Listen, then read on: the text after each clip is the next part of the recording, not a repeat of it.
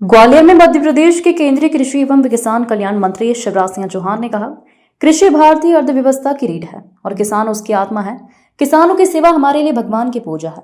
कृषि में उत्पादन लगातार बढ़े, लागत घटे, उत्पादन का ठीक दाम मिले, प्राकृतिक आपदा में राहत मिले, कृषि का विविधीकरण हो और धरती आने वाली पीढ़ियों के लिए भी उन उत्पादित करती रहे। इसका प्रयास प्रधानमंत्री मोदी के नेतृत्व में कृषि विभाग लगातार करता रहा है। गेहूं हमारी प्रमुख फसल है। गेहूं अनेकों तरह की कठिनाइयों का सामना कर रहा है।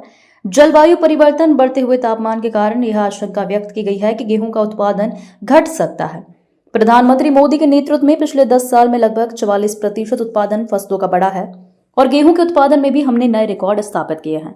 लेकिन आने वाले समय में हमारे सामने जो चुनौतियां हैं, उनका मुकाबला करते हुए हम ऐसी किस्मों का विकास करें जिससे गेहूं का उत्पादन लगातार बढ़ता जाए।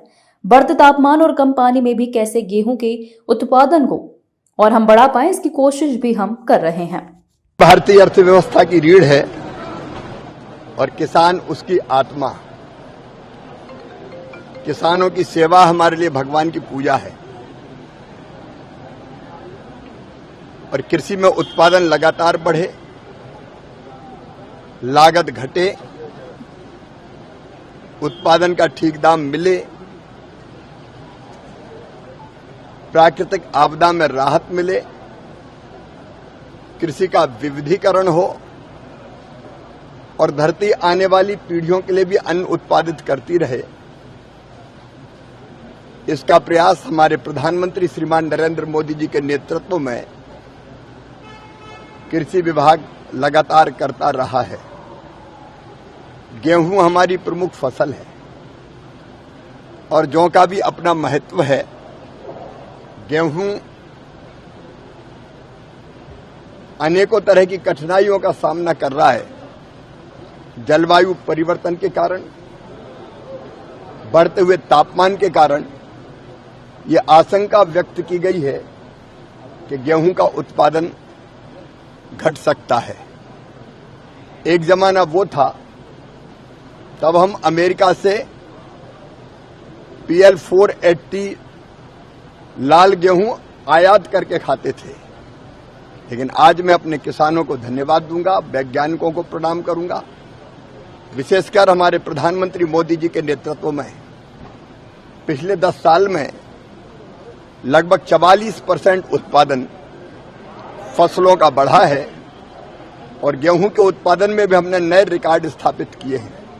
लेकिन आने वाले समय जो चुनौतियां हमारे सामने हैं, उन चुनौतियों का मुकाबला करते हुए हम ऐसी किस्मों का विकास करें कि जिससे गेहूं का उत्पादन घटे ना, लगातार बढ़ता जाए। हमने गेहूं की कई नई किस्में हमारे वैज्ञानिकों ने विकसित की है। उनमें बायो फोर्टिफाइड फसलें भी है जो पोषण के लिए बहुत उपयुक्त है। ग्लूटीन की मात्रा कैसे गेहूं में कम हो, इसका भी हम प्रयत्न कर रहे हैं। बढ़ते तापमान और कम पानी में भी कैसे गेहूं के उत्पादन को और हम बढ़ा पाएं, इसकी कोशिश भी हम कर रहे हैं। और आज इसीलिए वैज्ञानिकों का और विशेषज्ञों का एक चिंतन का कार्यक्रम आज ग्वालियर में आयोजित है, जिसमें देश भर के हमारे जाने माने ख्यातिनाम वैज्ञानिक भी है, प्रगतिशील किसान भी है। तो आज हम यहाँ गेहूं पर भी चर्चा करेंगे और गेहूं के साथ साथ हम जौ पर भी चर्चा करेंगे। जौ एक बहुत महत्वपूर्ण फसल है पोषण की दृष्टि से, जिसका अत्यंत महत्व है। मित्रों, हमारे रबी के पूरे प्लान को करने के लिए 2 फसलों का चक्र मुख्यतः है, खरीफ का और रबी का। तो रबी में हम कैसे फसलों का बेहतर उत्पादन करें, इसके लिए रबी कॉन्फ्रेंस 14 और 15 सितंबर को हमने दिल्ली में बुलाई है। राज्य सरकारों के कृषि मंत्री और सारे अधिकारी, विशेषज्ञ और केंद्र सरकार के सारे अधिकारी, वैज्ञानिक, विशेषज्ञ सब उन पर विचार करेंगे। और फिर एक बार जो लैब में शोध होता है, रिसर्च और अनुसंधान होता है, उसको हम सीधे लैंड तक लेके जाएं, किसानों तक लेके जाएं। इसके लिए पहले विकसित कृषि संकल्प अभियान हमने खरीफ की फसल के लिए भी चलाया था। अब रबी की फसल के लिए भी 3 अक्टूबर से विकसित कृषि संकल्प अभियान प्रारंभ होगा, उसकी तैयारी भी हम कर रहे हैं। आज मेरा सौभाग्य है कि इस गालब ऋषि की पवित्र धरा पर आज गेहूं और जौ पर विचार मंथन हो रहा है।